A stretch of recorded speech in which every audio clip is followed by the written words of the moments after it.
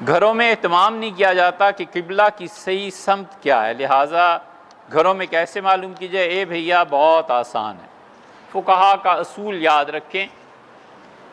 شافعی فقہا اس بات کے قائل ہیں کہ بیت اللہ کی طرف منہ کرنا ہر شخص کے لیے فرض ہے کہ اس کے ناک سے اگر لکیر کھینچی جائے تو بیت اللہ سے گزرے۔ حنفی فقہا اس بات کے قائل ہیں کہ محض سمت کا ہونا کافی ہے، بس ادھر ہو جائے منہ۔ اس لیے قبلہ جو ایگزیکٹ متعین ہو جاتا ہے اس سے 45 ڈگری رائٹ اور 45 ڈگری لیفٹ دونوں صورتیں جائز۔ بڑی وسعت ہے حنفی فقہا میں، اسی لیے آپ کی مساجد دیکھیں نا بالکل سٹریٹ بنتی ہیں۔ یہ لائن اگر آپ کھینچیے 1 میل تک بھی مسجد چلی جائے تو لائن سٹریٹ رہے گی۔ شافیوں کے ہاں مساجد ایسے نہیں بنتی، ان کے ہاں مساجد گول بنتی ہے۔ جہاں جہاں بیت اللہ کے مطابق گولائی بنتی چلی گئی، ٹیڑھا پن آتا گیا، اتنی گولائی میں وہ بناتے ہیں۔ یمن اس کی بہترین مثال، اگر آپ گئے ہوں تو یہ یمنی اور افریقہ والے اپنی مساجد گول بناتے ہیں، اندر جو صفیں ہوتی ہیں وہ گول ہو جاتی ہیں، اس لیے کہ وہ ہر ایک نمازی کا قبلہ کی طرف رخ کرنا ضروری ہے۔ ہمارے نزدیک 45 ڈگری ادھر ہو جائے ادھر ہو جائے، محض اس جہت اور سمت کا ہونا کافی ہے۔ اور ہماری دلیل قرآن کی وہ آیت ہے کہ اگر کسی انسان کو قبلے کی صحیح سمت معلوم نہیں ہے تو بھی کوئی ایسی بات نہیں ہے۔ اللہ نے فرمایا فَإِنَّمَا تَوَلُّوا فَثَمَّ وَجْهُ اللَّهِ، تم جدھر بھی منہ کرو گے تمہارا پروردگار ادھر ہی ہے۔ دین اگر قانون کے ڈھانچے میں رہ کر منجمد ہو جائے تو یہ چوب خشک ہے، ٹوٹ جاتی ہے۔ الہی سرزمین درد دل کا حال کیا ہوتا اگر ہماری آنکھ چشمے تر سے می نہ برساتی۔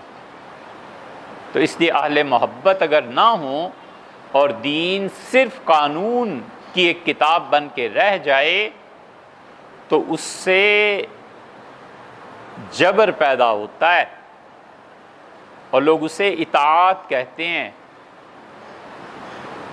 اس فکرے پہ میری تکفیر نہ کر دے کوئی، لیکن اطاعت اگر بغیر محبت کے ہو تو کسی کی بھی ہو وہ جبر ہے۔ اطاعت جب بغیر محبت کے ہوتی ہے، نہ خدا کی اطاعت کیوں نہ ہو، وہ جبر ہے۔ اس لیے اطاعت میں جب محبت شامل ہوتی ہے نا تو دل خود چاہتا ہے کہ جھکے، دل خود چاہتا ہے کہ کہیں اس کا گھر ملے، دل خود چاہتا ہے اس کی گلی میں رات گزاریں، اور دل چاہتا ہے کہ کہیں اس کا ہاتھ پاؤں ملے تو سجدہ کریں، بوسہ دیں۔ پہلی صدی ہجری کے آخر پہ یہ ایک قانونی مزاج شریعت کا بننے لگا تھا کہ لوگ نماز میں اتنے فرض ہیں، روزہ اتنا ہے، فلاں اتنا ہے، حج میں اتنی سنتیں ہیں، یہ کرو، اس سے ہٹے بالکل ختم، خراب ہو جاؤ گے، مار دیں گے، یہ ہو جائے گا۔ یہ تو پھر اللہ جزائے خیر دے رابعہ بصریہ کو، وہ اس مسلک کی بانی ٹھہری، اور اس وقت جو لوگ تھے انہوں نے کہا یار اتنا بھی نہ سخت بن جاؤ، اللہ کے ہاں بڑی رحمتیں ہیں، قبلے سے 1 انچ ادھر ادھر ہٹے تو تمہاری نماز نہیں ہوگی، ہو جائے گی۔ اینما تولوا فثم وجہ اللہ، جدھر بھی منہ کرو گے تمہارا پروردگار ادھر ہی ہے۔ اتنا بڑا فرق ہے کہ کسی نے پوچھا اللہ کہاں ہے تو مفتی صاحب نے جواب دیا جہاں پہلے تھا وہیں اب بھی ہے،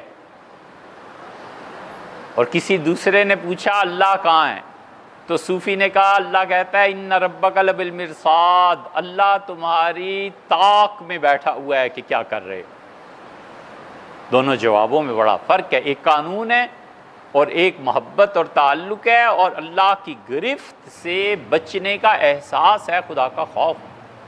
تو اس لیے حنفی فقہا کے یہاں یہ جو لچک اور اتنی چیزیں آپ دیکھتے ہیں نا، اس کی ایک بہت بڑی وجہ یہ ہے کہ اس کے ساتھ ساتھ ان میں محبت کا عنصر شامل ہو گیا۔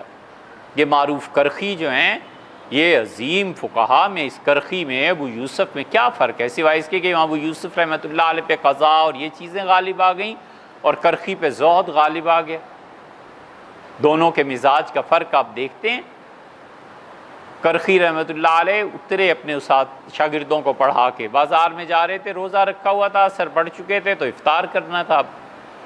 ایک آدمی بازار میں آواز لگا رہا تھا اور اس نے کہا کہ رحم اللہ رجلاً، اللہ مہربانی کرے اس انسان پہ جو ٹھنڈا پانی مجھ سے پی لے، آخری گلاس رہ گیا ہے۔ ٹھنڈا پانی بکتا تھا تو آگے بڑھے اور اس سے گلاس لے لیا، پیسے دیے اور پینے لگے تو کسی نے یاد دلایا کہ حضرت روزہ ہے۔ انہوں نے کہا میں جانتا ہوں، نفلی روزہ۔ اٹھے اور چل پڑے، کہنے لگے روزے کی قضا پھر کر لیں گے، لیکن جو اس نے کہا نا رحم اللہ، اللہ رحم کرے، اس کی دعا کی کوئی قضا نہیں۔ یہ مزاج ہے نا، تو اس لیے باریک بینی بالکل ٹھیک ہے، لیکن یہ کہ جہاں اللہ نے وسعت دی ہے ہم کیوں نہ اس سے فائدہ اٹھائیں۔